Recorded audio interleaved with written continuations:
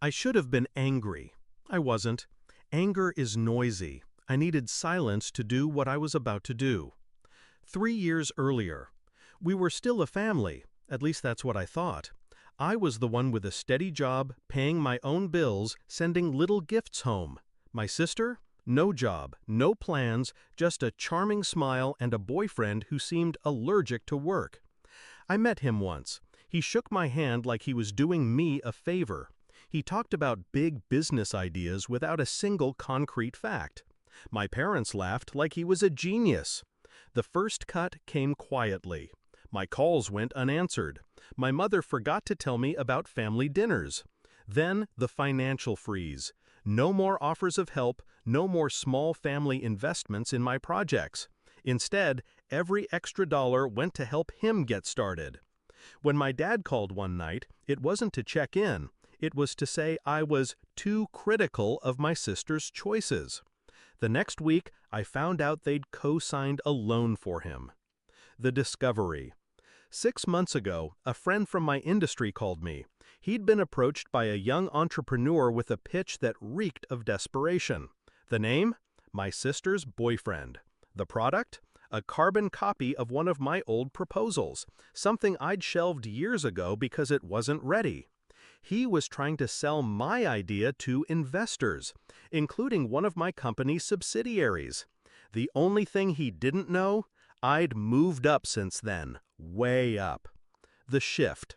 I didn't confront him. I didn't warn my parents. Instead, I made a call.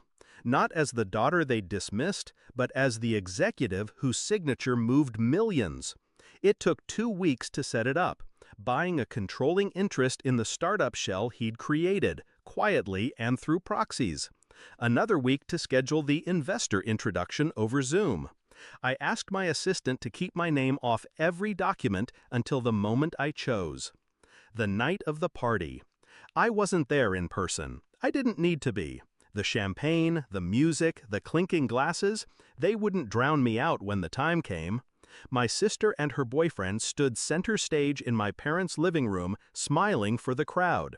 My dad raised a glass. We're so proud to introduce the mystery investor who believes in our son-in-law-to-be. The big TV lit up with the Zoom call. My camera was off at first. I let the silence stretch. Then I clicked it on. Faces froze. My father's hand lowered. My sister's smile cracked. The boyfriend blinked like he'd seen a ghost. "Hello," I said, calm as a blade. "Shall we get started?" The confrontation. My father tried to recover. "We didn't know it was you." "Of course you didn't," I cut in. "You never asked." I turned my attention to the boyfriend. "Congratulations on securing investment. I own 72% of your company. That means I own your product, your patents, and your future. As of this moment, you work for me." He stammered something about partnership. I smiled. "No. Employment. And here's your first task. Hand over every file you've stolen." My sister's voice cracked. "You can't do this." I looked straight into the camera. I already have. The fallout.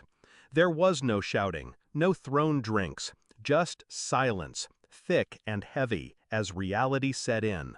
My father stared at the floor. My mother's lips were pressed so tight they turned white. The boyfriend knew better than to argue further. His contract had already been rewritten by my legal team. He was bound. I logged off without saying goodbye. Aftermath. The next morning, my phone was full of messages. Apologies, justifications, promises that things will be different. They weren't, and I didn't care. They'd cut me off to praise a man who contributed nothing. They'd told me I didn't belong. But in the end, they toasted the man whose boss was me. Some revenge is loud and messy. Mine was quiet, clean, surgical. And the best part? They'll never forget the moment my face appeared on that screen and my father had to say, "Hello, boss."